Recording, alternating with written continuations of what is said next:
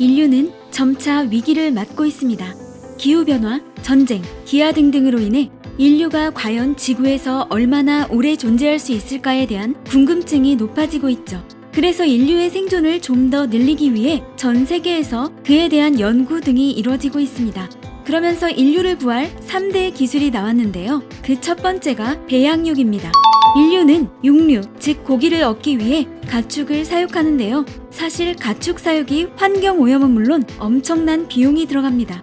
소는 메탄가스를 내뿜는데 소 한 마리가 1년간 내뿜는 양이 승용차 한 대보다 더 많다고 합니다. 또 가축에게 사료를 먹여야 하기 때문에 해마다 엄청난 양의 옥수수 재배가 이루어지고, 그러기 위해서는 엄청난 땅을 개간해야 할 수밖에 없죠.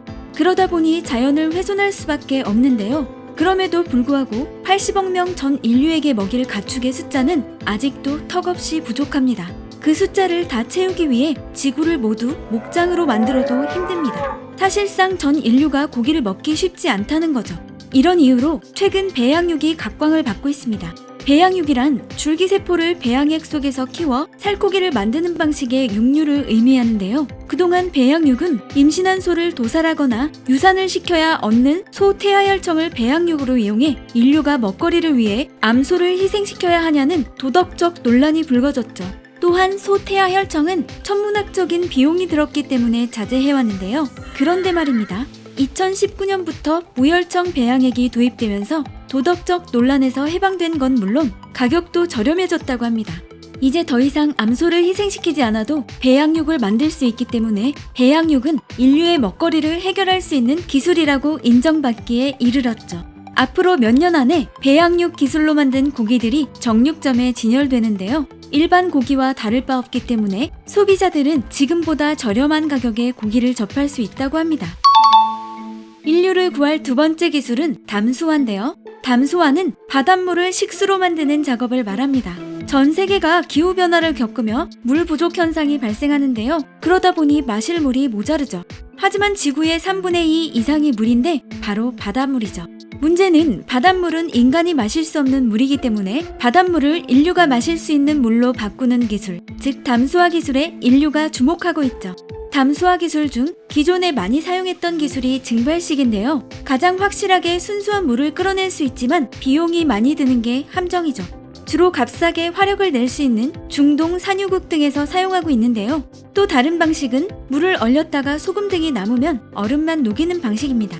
빙하를 먹으면 짜지 않다는 것에서 착안했죠. 하지만 물의 품질이 낮고 천문학적인 비용이 든다는 점에서 잘 사용하지 않는 방식이죠.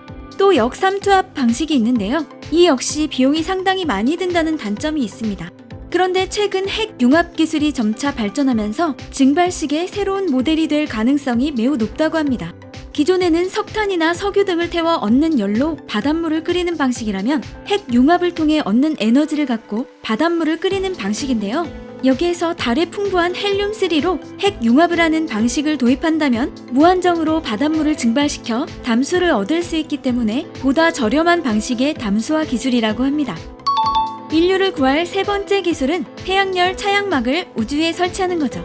일종의 일식 개념으로 보시면 됩니다.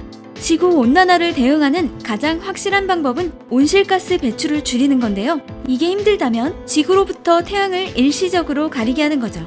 성층권에 미세먼지를 뿌려 햇빛을 반사시키자는 방법도 있었는데요. 그런데 대기 흐름을 교란시키는 건 물론 기상과 생태계에 부정적인 영향을 줄 수 있다는 점에서 반대의 목소리가 높습니다.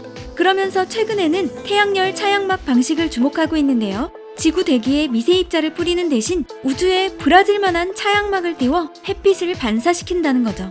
지구에서 태양 쪽으로 150만 킬로미터 떨어진 우주 공간에 차양막을 설치해서 태양으로부터 지구를 일시적으로 가리자는 건데요.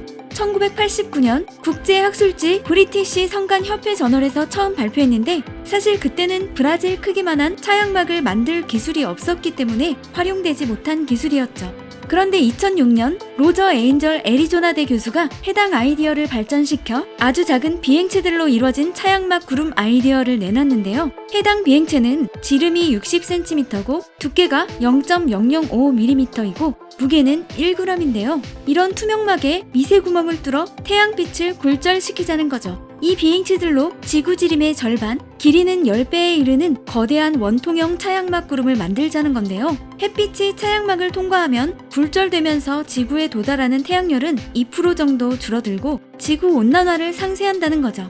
하지만 이 역시 우주로 가져가 펼치기엔 차양막이 너무 크고 무겁기 때문에 역시 활용되지 못했죠. 그런데 MIT 연구진에서 최근 새로운 아이디어를 내놨는데 기포를 사용하는 방식이죠. 로켓 안에서는 액체성 실리콘으로 존재하지만 우주에서 기포로 바뀌게 되면서 커다랗게 팽창하죠.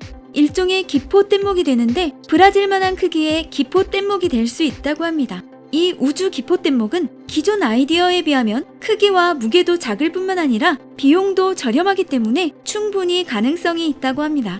또한 만약 문제가 된다면 폭파시켜버리면 되기 때문에 기존 아이디어에 비하면 가장 현실성이 높다고 할 수 있네요. 물론 당장 실행하는 건 아니지만 계속 지구 온난화가 진행되면 태양을 가려 지구 온도를 떨어뜨리는 아이디어가 진짜로 현실이 될 수도 있겠네요. 하지만 무엇보다 중요한 건 우리 인류가 지구를 위해 몸소 실천하는 것이 지구의 시간을 좀 더 늘리는 가장 확실한 방법이죠. 구독, 좋아요, 알림 설정해주세요.